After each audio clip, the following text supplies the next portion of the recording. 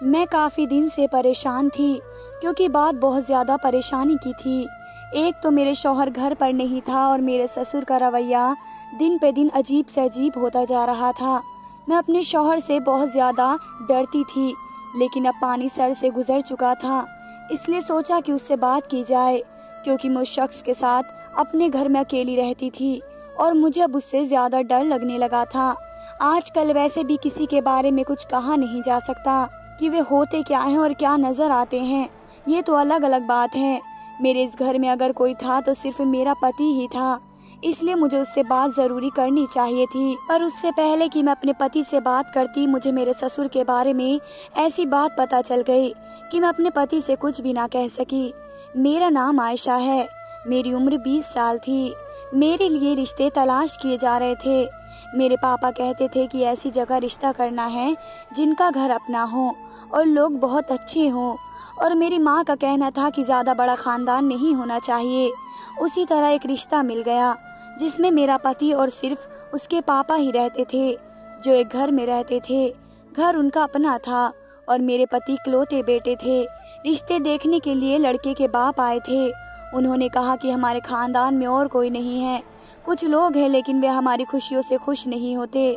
मेरे माँ बाप को कोई मसला नहीं था क्योंकि उनके ख़ानदान में भी इस तरह का माहौल था, इसलिए हमने कहा कि हम आपकी बात समझ सकते हैं और मेरा रिश्ता तय कर दिया गया।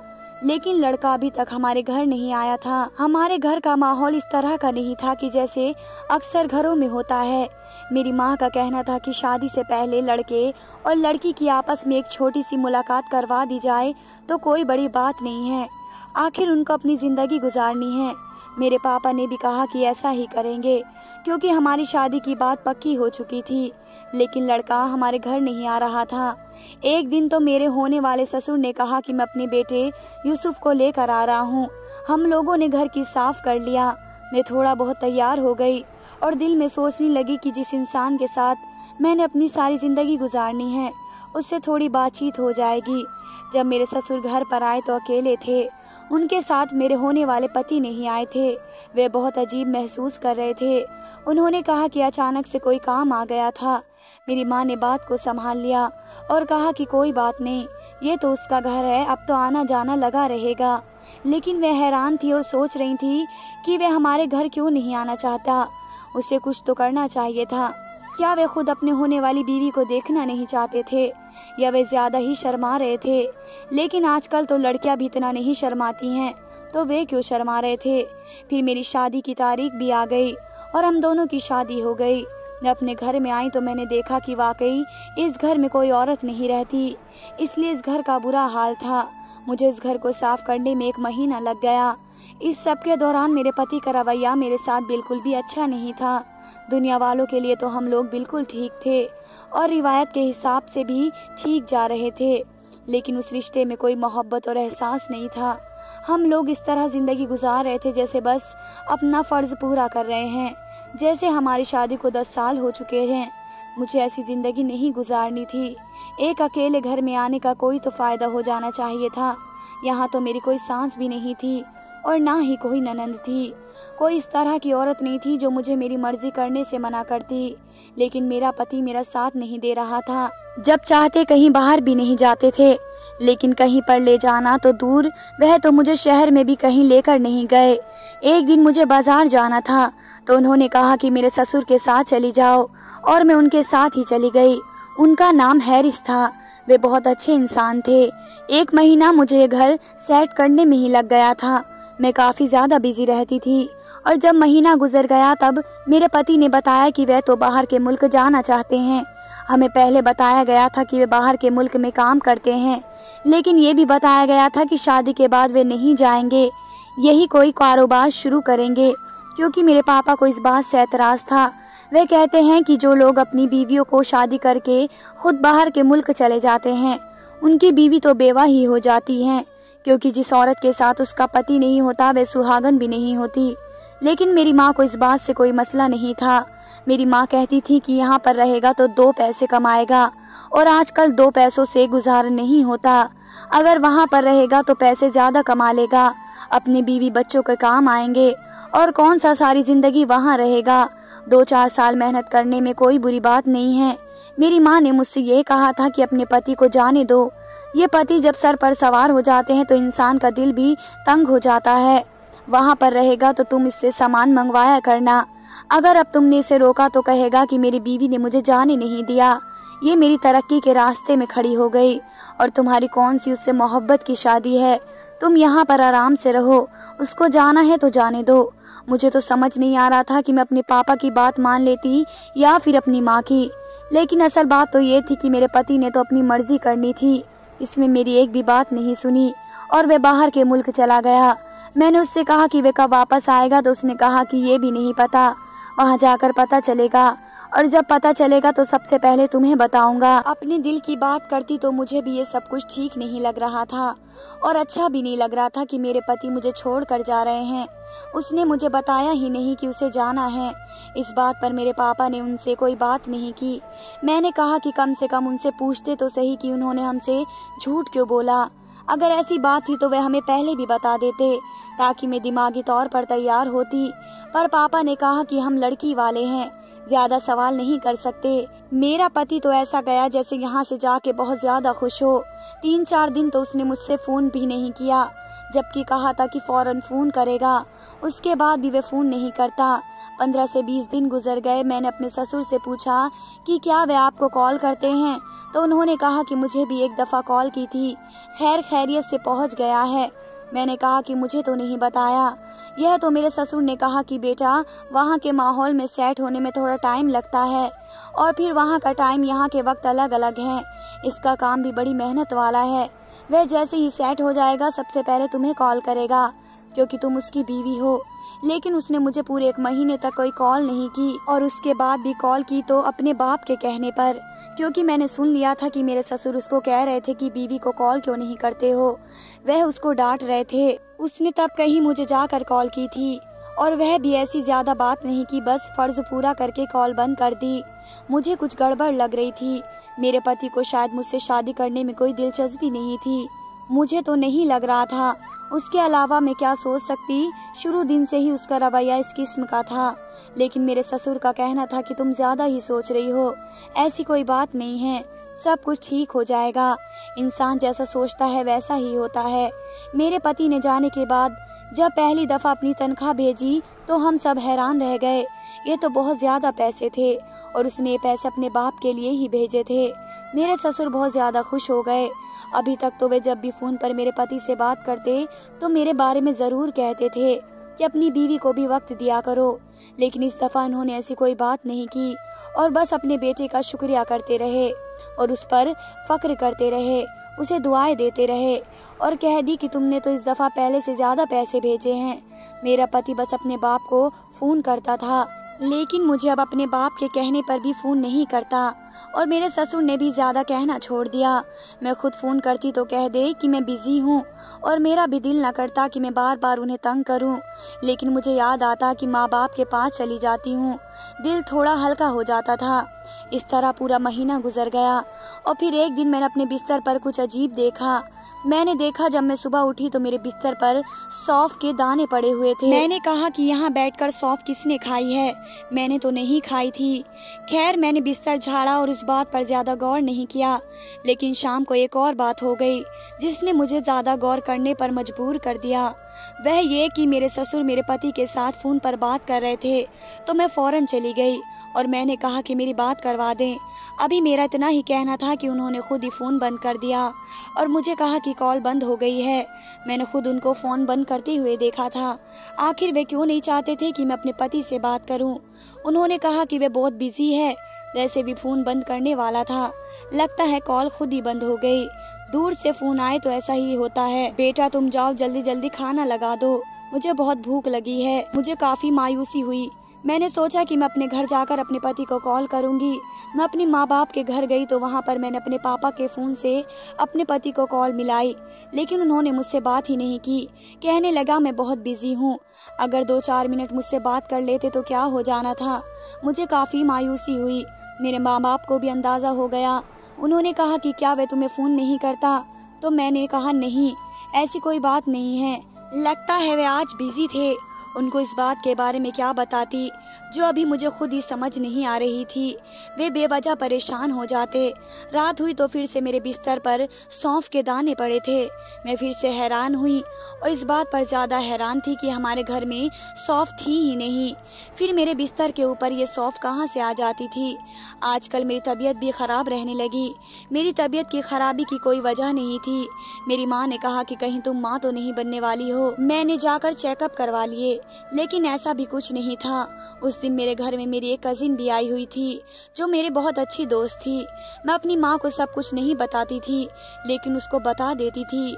उसने कहा कि ये सब बिल्कुल भी नॉर्मल नहीं है। तुम तो अच्छी खासी खूबसूरत और जवान हो। तुम्हारे पति की तुम्हारे साथ शादी हुई है। जैसा भी मर्द हो, बेशक उसकी तीसरी शादी ही क्यों ना हो, वह अपनी बीवी को कभी भी इस तरह से नज़रअंदाज नहीं कर सकता। और वह तुम्हें शादी के 1 महीने बाद ही छोड़कर चला गया। मैंने कहा कि वे 1 महीने भी कौन सा अच्छा गुजारा था, जब भी तो मैं घर पर बिजी थी। क्या मेरी गलती है? तो उसने कहा कि नहीं, मुझे तुम्हारी कोई गलती नहीं लगती, मुझे तो कुछ और ही लग रहा है। मैंने कहा क्या मतलब है? तो उसने कहा कि मैं कुछ नहीं कहना चाहती, मेरे मुँह में खाक। ऐसा न हो कि मेरा लगाया हुआ अंदाज़ा ठीक हो जाए। तुम अपने पति से बात करो। अगर वे तुमसे बात नहीं करता तो उससे सवाल करो कि क्या उसे तुम्हारी याद नहीं आती। मैं बहुत ज़्यादा बीमार रहने लगी, शायद इसलिए कि मेरा पति मेरे पास नहीं था। मैंने अपने पति से बात करने की कोशिश की तो उसने कहा कि ना तो तुम 16 साल की लड़की हो और ना ही मैं, और ना ही ये हमारी मोहब्बत की शादी है। हम एक दूसरे की याद में तड़पते तड़पते रहेंगे। मैं यहाँ पर रोजगार कमाने के लिए बैठा हूँ। मेरे पति को देखकर ऐसा लगता था कि जैसे उसके अंदर दिल ही नहीं है। मैं ऐसी वैसी गई गुजरी तो नहीं थी, अच्छी भली खूबसूरत लड़की थी और मेरे पति की ये पहली शादी थी, लेकिन ऐसा लगता था जैसे उसे औरतों में कोई दिलचस्पी नहीं है। मैं रोज़ सुबह उठती तो मेरे बिस्तर पर बहुत ज़्यादा सौंफ भरी होती। अब मुझे समझ नहीं आ रहा था ये सब क्या हो रहा है। मैंने पूरे घर में तो सौंफ थी ही नहीं।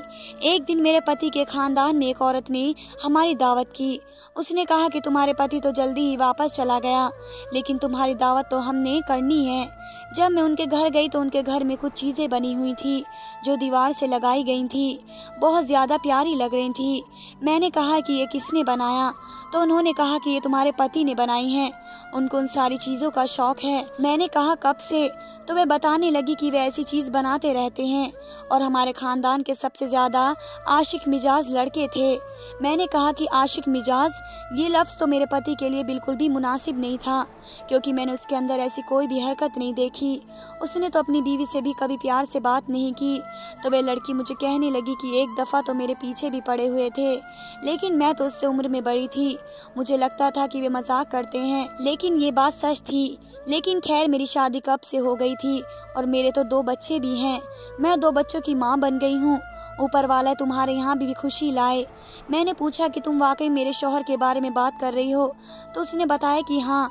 क्यों, तुम ऐसा क्यों कह रही हो? तो हम कहते थे कि जिस लड़की से भी उसकी शादी होगी वह तो बहुत खुश नसीब होगी, क्योंकि उसका तो आवाज़ भी बहुत अच्छी थी और ये गाना भी बहुत अच्छा गाता है। और फिर मर्द अपनी बीवी के लिए गाना नहीं गाएगा तो और किसके लिए गाएगा? क्यों, तुम्हें कोई गाना गाकर नहीं सुनाया उसने? मुझे तो ऐसा लग रहा था कि जैसे कि मेरे पति की नहीं बल्कि किसी और की बात कर रही है। फिर मैंने ये कहना शुरू कर दिया कि मैं तो मजाक कर रही थी, वह बिल्कुल भी वैसे ही हैं जैसा आप बता रहे हैं। कि मैं उनको क्या बताती कि यहाँ पर तो मामला बिल्कुल ही अलग था। मैं बहुत ज़्यादा परेशान होने लगी। शायद उस परेशानी की वजह से मेरी तबीयत ख़राब हो रही थी। एक दिन मैंने देखा कि मेरा कमरा बिल्कुल खाली था और मैं अभी बिस्तर पर साफ करके गई थी और फिर कुछ देर बाद मेरे ससुर कमरे में चले आए।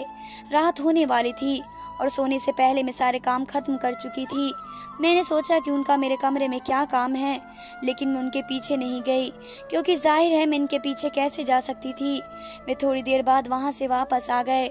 उनके हाथ में कोई चीज़ भी नहीं थी।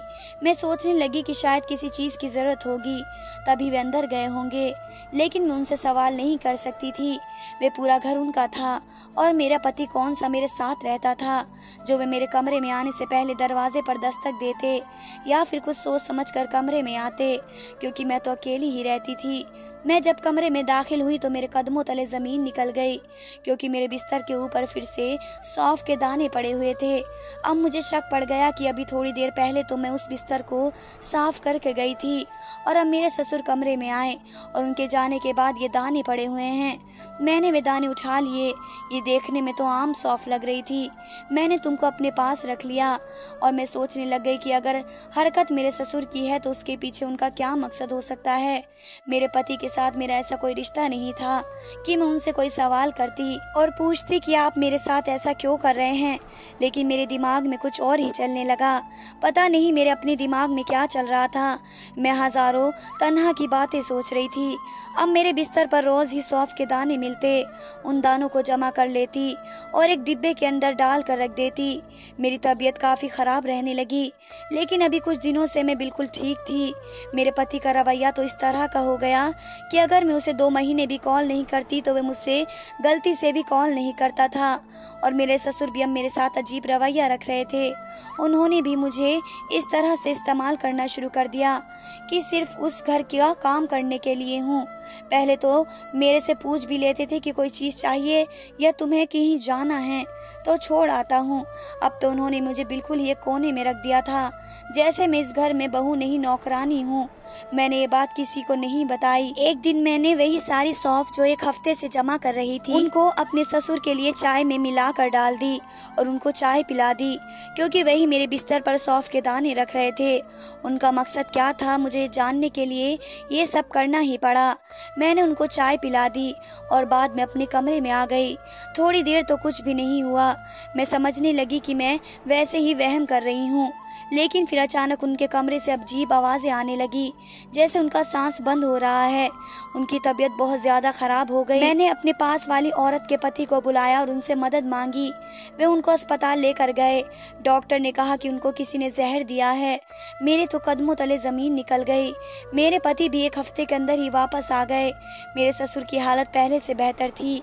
सब लोग मुझसे सवाल कर रहे थे, लेकिन सवाल करना तो मेरा बनता था। मैंने अपने माँ बाप को भी सब कुछ बता दिया और अपने पति को कहा कि तुम्हारे बाप ने मेरे साथ ये सब कुछ किया है। तब ये बात सामने आई कि मेरे पति कभी मुझसे शादी नहीं करना चाहते थे। वे किसी और लड़की को पसंद करते थे और उसी से शादी करना चाहते थे, लेकिन उसकी शादी हो गई। फिर वह बाहर के मुल्क चला गया, लेकिन वह लड़की उससे बाहर के मुल्क मिल गई जहाँ पर वह अकेली रहती थी, क्योंकि उसका शौहर मर चुका था और मेरे पति ने फौरन उससे शादी कर ली।